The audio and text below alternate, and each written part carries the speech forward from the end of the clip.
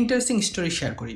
17 শতকে philosopher Rene ডেকার্তে আর ব্রাউচ স্পিনোজার মধ্যে একটা ইস্যু নিয়ে ডিলেমা তৈরি হয়। ডেকার্তের মতে আমাদের ব্রেন যখন কোনো নতুন ইনফরমেশন পায় সাথে সাথেই সেটা গ্রহণ করে না যতক্ষণ পর্যন্ত না সে সেটা কনফার্ম করতে পারে যে ঘটনা সত্য নাকি মিথ্যা। অর্থাৎ মনে করেন হঠাৎ কেউ একজন আপনাকে বলল আপনার বাড়িতে আগুন লেগেছে, আপনার ব্রেন সেটা বিশ্বাস করবে না যতক্ষণ পর্যন্ত আপনার ব্রেন নিশ্চিত হচ্ছে যে এই ঘটনা সত্য। প্রথমে আপনি আপনার মাকে কল দিয়ে জানবেন আসলেই আগুন লেগেছে কিনা, যদি সত্য হয় তবেই ব্রেন সেটা তার ভেতরে নেবে। কিন্তু স্পিনোজা এই জিনিসটার অপোজ করেন। তার মতে আমরা যখন কোনো ইনফরমেশন শুনি সাথে সাথেই আমাদের ব্রেন সেটা গ্রহণ করে, ইভেন এটা যদি মিথ্যাও হয়। ইনফরমেশন ব্রেন গ্রহণ করার পরে তারপরে ব্রেন জানতে চায় এই ইনফরমেশনটা সত্য নাকি মিথ্যা। অর্থাৎ বাড়িতে আগুন লাগার খবর শোনার সাথে সাথেই আপনার ব্রেন সেটা ইনপুট করে, এরপর ব্রেন আপনার আম্মুকে কল দিয়ে জানবে এই ইনফরমেশন সত্য নাকি মিথ্যা।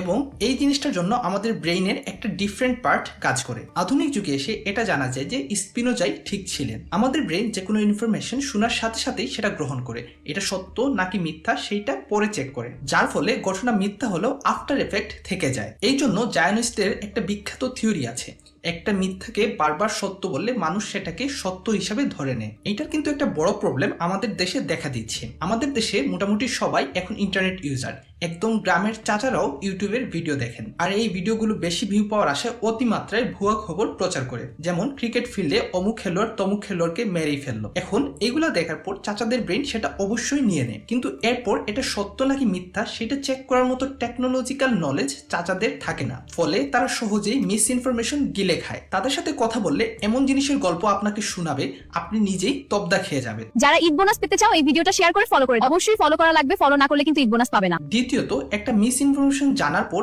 এইটা ভেরিফাই করার আকাঙ্ক্ষা আমাদের সবার থাকা প্রয়োজন। মনে করেন আপনি শিক্ষিত এবং নলেজেবল, আপনি ফেসবুকে 5 মিনিট স্ক্রল করলেন, যে কোনো একটা ইনফরমেশন দেখলেন, কিন্তু সময় স্বল্পতা বা আগ্রহ না থাকার কারণে আপনি এইটা ভেরিফাই করলেন না। এখন এই মিস ইনফরমেশন আপনার ব্রেন নিয়ে নেবে, অর্থাৎ এই মিথ্যাটাকে আপনার ব্রেন ক্যাপচার করে রাখবে, যার ফলে শিক্ষিত মানুষরাও মিস ইনফরমেশনের শিকার হন। তাই ভুয়া তথ্য ছড়ানো এখন খুবই সহজ এবং এফেক্টিভ। এই জন্য মিডিয়ার গুরুত্ব এতটা বেশি বর্তমান সময়ে। তবে এই মিস ইনফরমেশন এবং ডিসইনফরমেশন ডিবাঙ্ক করতে হলে একদিকে যেমন জনগণের নলেজ থাকা দরকার, তেমনি ইচ্ছারও প্রয়োজন। আর পুরোপুরি ডিবাঙ্ক করাও পসিবল না, করলেও ব্রেইনে একটা আফটার এফেক্ট থেকে যায়। অর্থাৎ আমরা প্রতিদিন বস্তা বস্তা মিথ্যা তথ্য গিলে খাচ্ছি।